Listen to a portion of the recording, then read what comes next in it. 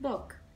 My name is Andrea Sviličić. I'm 15 years old. I come from Croatia, and this is my audition/introduction video for Rothery's Youth Music Camp in San Diego, which will take place this July and August.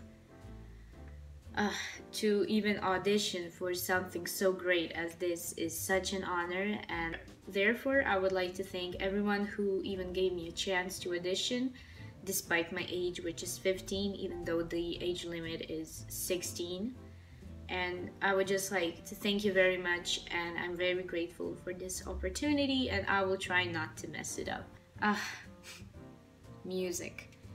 I know it's a cliche thing to say, but music has been there all my life. I remember going to kindergarten with my parents driving me, and we would play Bohemian Rhapsody, and it was really fun to listen to rock. And then I remember the same excitement when they took me to London to watch The Phantom of the Opera, just because I was obsessed with that musical. I loved it. I knew every piece, every composition, everything. I really loved it, and I still do to this day. And that kind of excitement, not many things can provide you with that kind of excitement I had. And I still have it sometimes. I had it just a few days ago watching La La Land for the 7th time. And I had it 3 months ago watching Amadeus for the who knows what time. Because I always feel this connection to music as a concept. It doesn't matter if it's jazz, it doesn't matter if it's classical music or if it's hard rock, you know. It just matters that it brings people together, or at least that's what I feel like. I think that music can bring people together in many different ways, but it brings people together the best way. No other gesture is in no way possible even close to connecting people as music does. Music has given me something that I could never return back anyhow, and that is friendships. Many of my friends are also fellow music players, and we've met on very different ways. Playing at our music school, playing at the orchestra, on solfeggio, on music theory. There are so many great ways music can provide you with friends. When we're at the friends subject, if someone asked you what am I like as a person, I guess they would say caring, intelligent, and loyal. I believe so. That's what they tell me. Hopefully I'm intelligent, loyal, and all that they say. But they would also say I'm very stubborn, and I have a very strong willpower that not many people can stop. And sometimes it's a blessing and sometimes it's a curse. Most of the time it's a curse because, you know, people don't like people who they can persuade to do something, and I guess that's my weakness and strength in the same. And I think I used that willpower greatly, and I used it the most when I enrolled in my music school when I was 8. I started playing the violin, and to be honest, it wasn't easy. It wasn't a breeze. It took a lot of tears, a lot of sweat, a lot of sleepless nights, a lot of blisters, and a whole lot of anxiety to get to this point of playing the violin that I am at now. And now, even after 6 years of playing the violin, I know deeply within myself that there is always room for improvement. I'm never truly done with the violin, nor is the violin ever truly done with me. There's always someone in the violin or in my head saying, oh, you could do this better. There's a lot of more ways to do it, and some of them are better. And that is the reason why I really want to go to this youth music camp. I feel like this could be an amazing experience, not just for me, but for everyone who joins it, and it could give us the opportunity to grow as musicians, as people in general, because people lift each other up with music, but you need to be a good person in the start. People will lift each other up through music, through helping each other, to having fun, through learning. I believe that's the key thing while learning something new, to always have someone to have your back. It can be not even physically have your back, but mentally, subconsciously. We will lift each other up just by being friends and being there for each other. And you know, one of the reasons I want to go there as well is to debunk a stereotype about youth music camps. You know, I used to believe that as well. When you ask someone who is not a musician or an instrument player, what do they think people do at music camps? They would just say, oh, they just play and sleep and eat, and that's all they do for 2 weeks. They just play like robots and they have no fun, and most of them don't really see the point.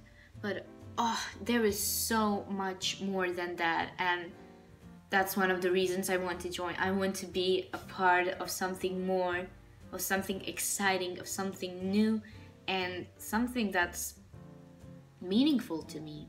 And that's a music camp. A famous man once said that music can change the world because it can change people. And I'm a very strong believer of that. And I think that you can see the best in youth camps. You know, we are all a collage of our favorite people, and if those people play music, music will stay within you. I'm one of the people who are going to be the next generations of adults, and I just can't wait to see how my music and my interpretations of some other compositions will change people and therefore the world. That is something I'm very excited about. So now that I'm done with my monologue introduction, we can get to the musical part of this edition, which is one of the key parts in general. I'm going to be playing the F major scale in 3 octaves, the F sharp minor natural scale, which was kind of a challenge because, you know, in my music school we used to play the harmonical scale the most, so it was different, but it was a lot of fun, seriously. And last but not the least, of course not the least, is the Johann Sebastian Bach's A minor concerto first movement. I picked the first movement because I feel like it's very energetic, and I feel like music always has a story. In this case, I imagined that there was a male and a female and they were fighting over something. And you know, in the beginning, the woman realized he cheated on her and she's very angry and energetic, and then comes the husband, or it doesn't have to be a husband, just a significant other, and then he's like, oh, but I'm sorry, but I didn't mean to. And then he starts slowly getting mad because he can't get her to forgive him. And that's how the whole thing just goes into a crescendo, and that's why they have some repetitions. They keep saying other things, but the message is still the same, and that's why it has like, it repeats itself sometimes. I don't know. I'm sorry if this was kind of weird. That's just the way that I get it. It just helps me get into the character better when I'm playing the violin, because it helps me understand the pieces better, I guess. That's just my thinking. I'm sorry. Please enjoy the musical parts, and I'll see you at the end of the video.